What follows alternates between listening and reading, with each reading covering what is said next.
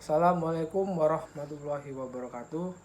Perkenalkan, nama saya Chandra Ferdian Saputra dari MPI kelas 5C dengan NIM 203220084. Di sini saya akan mempresentasikan hasil dari kelompok kami, yaitu kelompok 3 yang berjudul Konsep Dasar Manajemen Mutu dan Manajemen Mutu pada Pendidikan Organisasi Pendidikan, dengan beranggotakan Veronica Siti Agustin, Risti Adila, Siti Anissa, Novi Samsidar, Chandra Ferdian Saputra. Selanjutnya masuk ke pembahasan pertama, yaitu konsep dasar manajemen mutu pendidikan.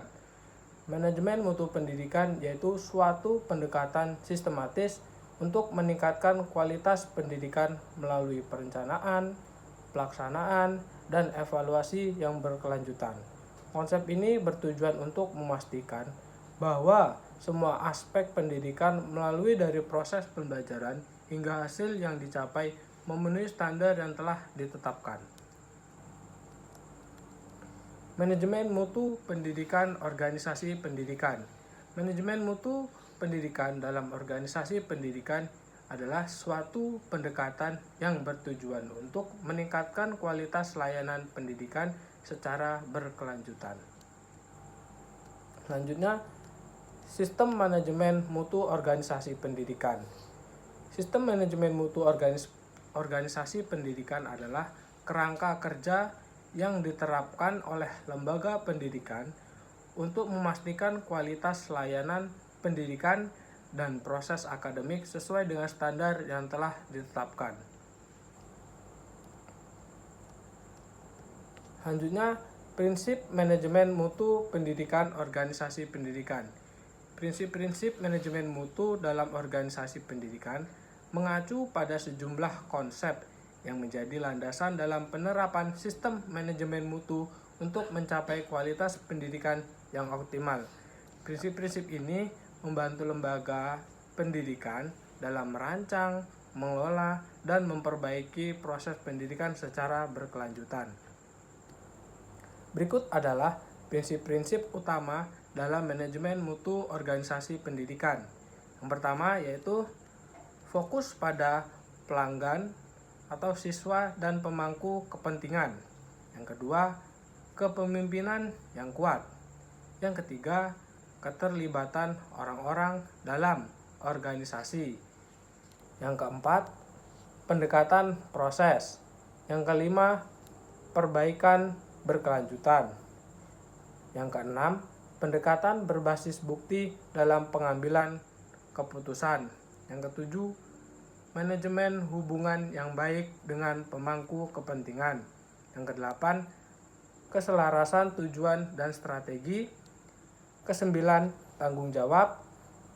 Kesepuluh, pemberdayaan sumber daya.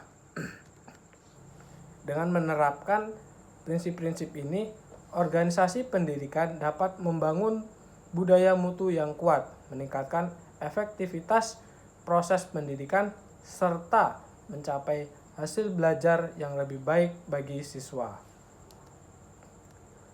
Selanjutnya, tahapan manajemen mutu organisasi pendidikan. Tahapan manajemen mutu dalam organisasi pendidikan melibatkan serangkaian langkah terstruktur yang dirancang untuk memastikan peningkatan kualitas pendidikan secara berkelanjutan. Nah, berikut adalah tahapan utama dalam implementasi manajemen mutu di organisasi pendidikan.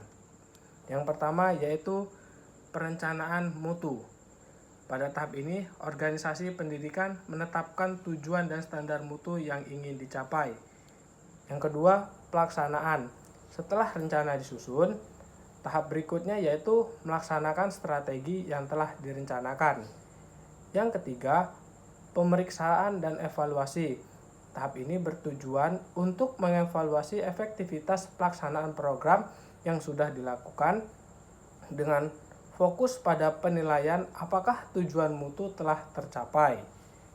Yang keempat, tindakan perbaikan. Berdasarkan hasil evaluasi, tindakan perbaikan dilakukan untuk meningkatkan kualitas pendidikan secara berkelanjutan. Yang kelima, perbaikan berkelanjutan.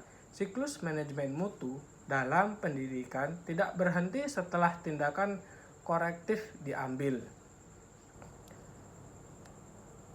Selanjutnya, komponen manajemen mutu organisasi pendidikan. Komponen manajemen mutu organisasi pendidikan merupakan elemen-elemen penting yang membentuk kerangka kerja untuk mengelola dan meningkatkan kualitas pendidikan secara berkelanjutan.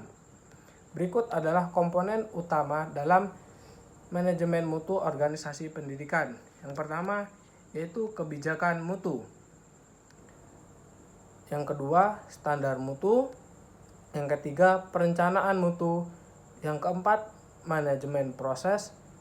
Yang kelima, pengendalian mutu. Yang keenam, evaluasi dan audit internal. Yang ketujuh, manajemen sumber daya. Yang kedelapan, dokumentasi dan catatan. Yang kesembilan, perbaikan berkelanjutan. Yang kesepuluh, kepuasan pemangku kepentingan. Yang kesebelas, manajemen risiko. Yang ke-12, akreditasi dan sertifikasi. Yang ke-13, perlibatan pemangku kepentingan. Baiklah, sekian presentasi dari kami. Kurang lebihnya kami ucapkan mohon maaf. Wabillahi taufiq wal hidayah. Wassalamualaikum warahmatullahi wabarakatuh.